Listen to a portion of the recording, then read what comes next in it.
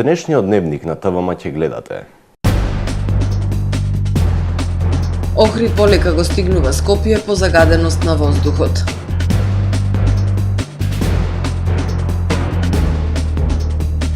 Во Охрид не престанува урбанизацијата.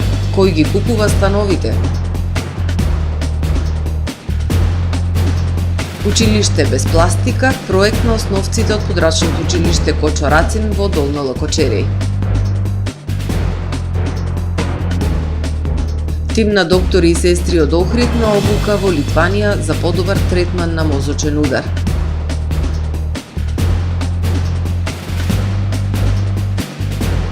Висок руски генерал убиен во експлозија на бомба во Москва.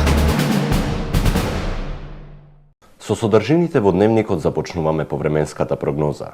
Останете со нас.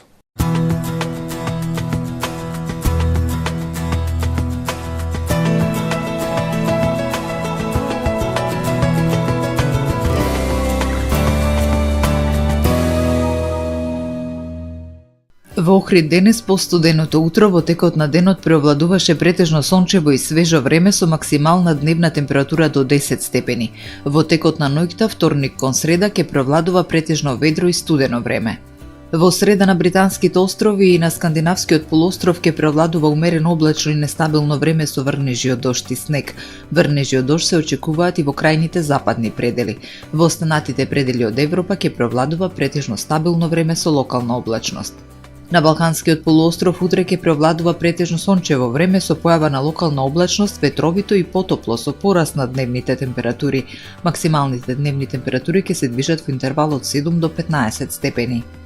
Во Македонија во среда уште едно студено утро со појава на слаб мраз и ниски утрински температури кои што ќе се движат во интервал од -5 до 5 степени. Во текот на денот ќе преовладува сончево, ветровито и потопло време со благ пораст на дневните температури. Максималните дневни температури во Македонија утре ќе достигнат од 7 до 16 степени. Во Охрид во среда по студеното утро со температура од 1 степен во текот на денот ќе превладува претежно сончево и потопло време. Ќе дува умерен југозападен ветер. Максималната дневна температура ќе достигне до 11 степени. Во четврток во Охрид по студеното утро со температура од 1 степен во текот на денот ќе преовладува сончево време со максимални 9 степени. Во петок умерено облачно со сончеви периоди, а попладне и навечер со врнежи од дожд. Дневната температура ќе достигне до 7 степени. Во сабота во првата половина од денот нестабилно време со врнежи од дожд, ветровито и студено. Во попладневните часови врнежите ќе престанат и ќе настапи ведро и студено време. Минималната температура од 3 степени, додека пак дневната ќе достигне само до 5 степени.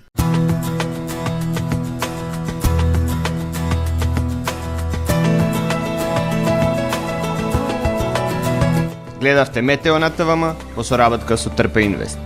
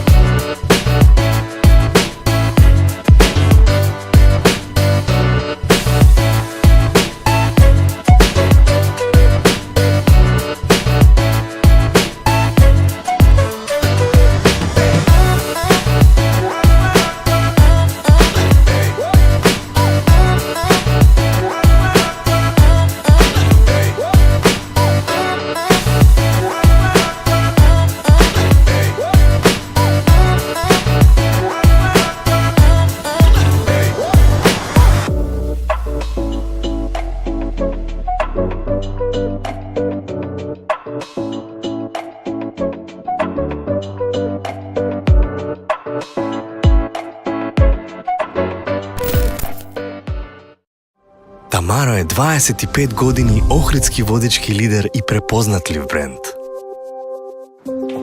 Обуките од менаџерскиот тим се доказ за максимална посветеност кон вработените.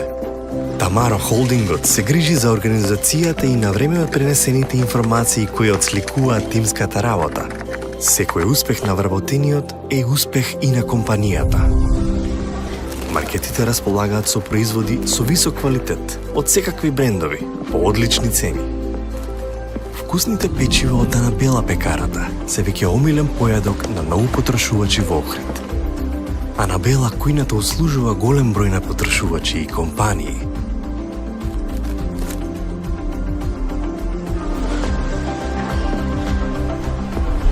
Рибарата е секогаш снабдена со најразлични видови на риба и морски плодови. А месарниците располагаат со свежо месо и месни производи во секое време. Уживајте во својот охридски домаќин. Тамаро, повеќе од маркет.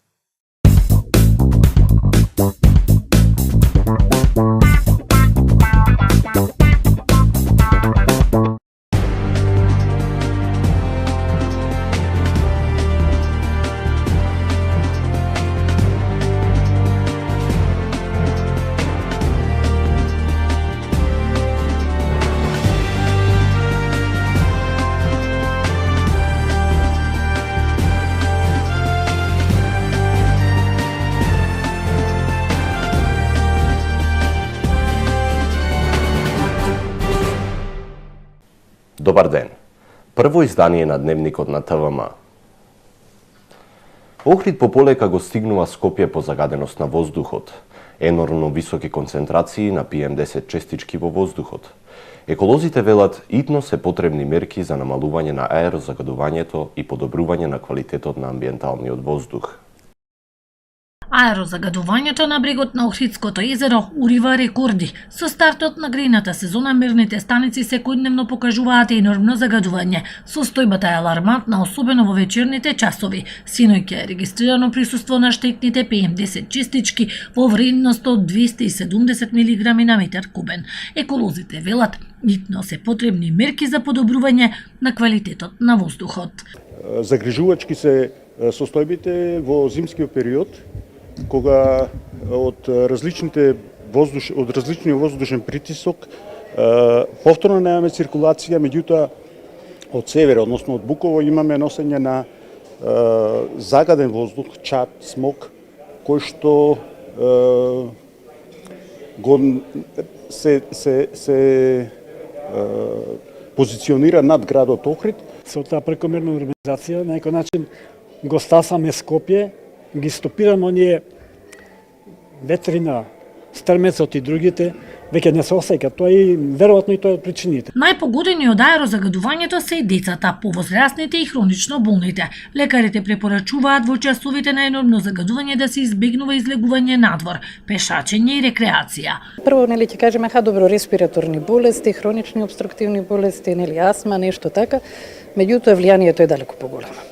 Значи, особено PM2,5 честичките, значи малите честички, навлегуваат во организмот, во целиот организам, влијаат на кардиоваскуларното здравје, влијаат на менталното здравје, влијаат, јас мислам, исто така, на развојот на деменција кај луѓето, влијаат на растот и развојот на децата.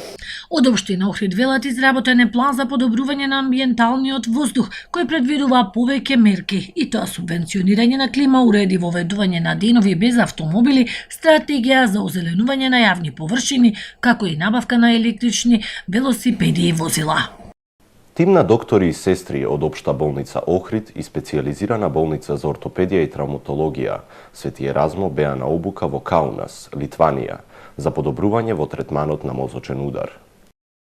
Со цел напредување во третманот на мозочен удар, тим на доктори и сестри од Општата болница Охрид и специјализираната болница за ортопедија и травматологија Свети Еразмо беа на обука во Каунас, Литванија. Обуката беше спроведена со цел да се имплементира стратегија и систем за прв пат во нашиот град за третман на исхемичен мозочен удар, реканализациона терапија под надзор и менторство од врвни експерти.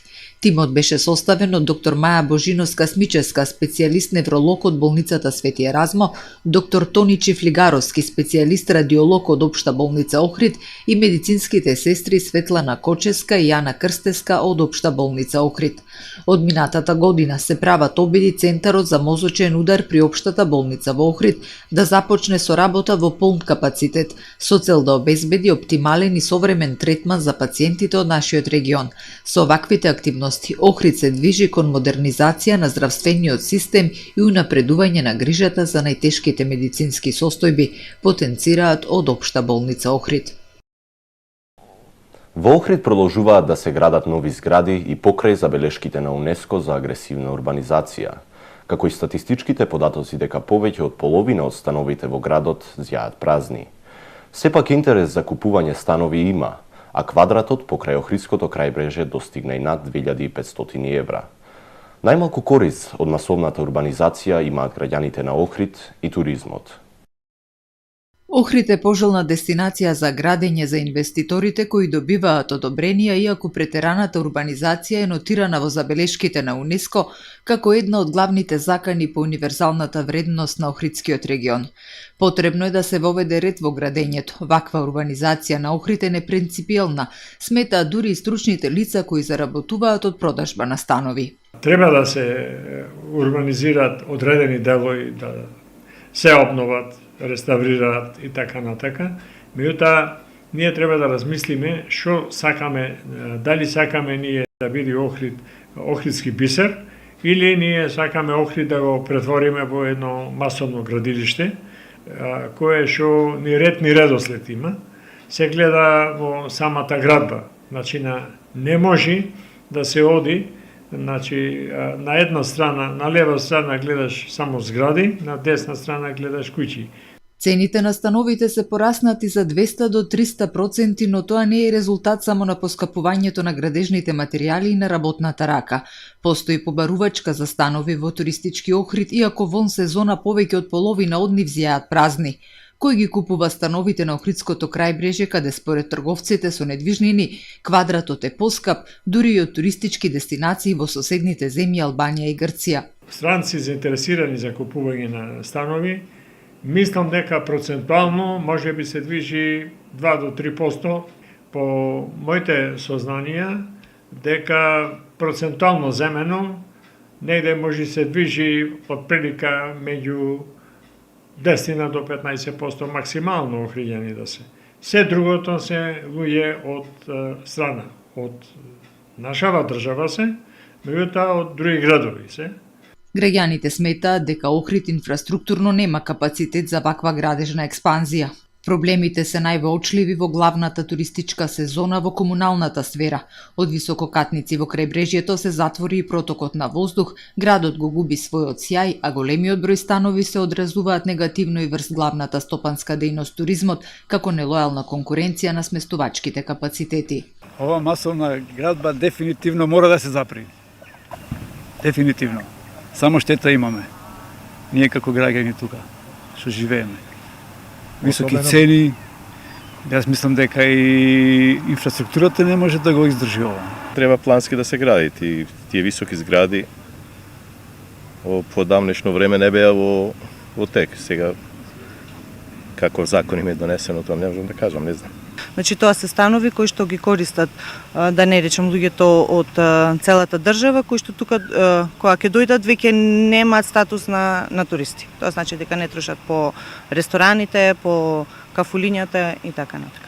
Последниот попис во 2021 година покажа дека Охрид е втор град во Македонија по број на станови во кои не живее никој, односно според статистиката има 17.820 празни станови или 53%. Но продолжуваат да се градат нови згради, а квадратот покрај Охридското крајбрежје достигнува и над 2500 евра. Во подрачното училиште Кочо Рацин во село Долно Лакочереј се спроведува проект Училиште без пластика. За таа цел спроведена е собирна акција на пластични шишиња во која биле вклучени сите ученици од училиштето. Собраните пластични шишиња биле однесени во повратните вендинг машини на Пакомак, со што учениците освоиле зелени поени. Целта на проектот е создавање одржлив систем за селектирање пластика, метал и ситен електронски отпад. Бројот на освоени зелени поени докажува дека сме допреле до свеста на учениците, кои сега се залагаат за создавање одржлив систем преку селекција на отпадот, велат од основното училиште Кочо Рацин. Златна година за Мија Танеска, освојувајќи златен медал на сите теквондо надпревари во 2024 година. Македонската традиционална теквондо федерација под водство на председателот Маријанчо Лазаревски и националниот селектор Саша Поповски од 13 до 15 декември учествуваше на најакиот меѓународен теквондо ИТФ А класа надпревар 10 King of Taekwondo во Солун, Грција. На надпреварот учествуваа над 1200 надпреварувачи од 17 земји во светот. Боите на нашата држава ги представуваа 8 надпреварувачи од клубовите Хваранг ИТФ Лесковец, Теквондо клубот Мастер од Охрид, Сонкал од Мислешево Струга и Ахилиус од Скопје, кои освоија 1 златен и 5 бронзени медали. Мија Танеска, која е една од нашите помлади надпреварувачки, освои златен медал во форми и бронзен медал во борби, а со освојувањето на двата медали во две дисциплини го доби пехарот за најдобра кадетка во категоријата 12-13 години. Теодора Митреска, која се надпреварува во категоријата до 18 години, освои медали во форми и во борби. Во сениорска конкуренција бронзен медал освоија Божидар Димитриевик и Марио Крстески. Христијана Парулеска, поради повреда на коленото, од страна на докторската екипа не й беше дозволено да се бори. Одлично се представија и Давид Крстески и Владимир Димитриевик, демонстрирајќи доминантни борби над домашните представници, но за жал беа оштетени од судиите. Негодување и протести за судењето на домашните судии имаше од страна на сите репрезентации и учесници на надпреварот, информира председателот на Македонската традиционална теквондо федерација Маријанчо Лазаревски. Во периодот од 13 до 15 декември оваа година, полициските службеници од полициската станица за граничен надзор Охридско езеро во водите на Охридското езеро самостојно и во соработка со Државниот инспекторат за земјоделство извршиле повеќе контроли при што се запленети мрежи и незаконски уловена риба. На потегот Пештани Радожда, припадниците на езерската полиција пронашле и одзеле 15 рибарски мрежи во должина од над 200 метри. 50 парчиња уловена разновидна риба со вкупна тежина од околу 9 килограми, како и друг риболовен алат и прибор, информира портпаролот на СВР Охрид Стефан Димовски. Контролните активности на полициската станица за граничен надзор Охридско езеро ќе бидат интензивирани со цел фаќање на лица кои вршат кривично дело незаконит риболов, но и за заштита на државната граница, вели Димовски. Во продолжение да ги погледнеме и вестите од светот. Во експлозија во Москва загина генерал Игор Кирилов, началник на руските трупи за радијацијска, хемиска и биолошка заштита, заедно со неговиот помошник. Инцидентот се случил рано утринава, кога експлозивна направа поставена во електричен скутер била активирана пред стамбена зграда.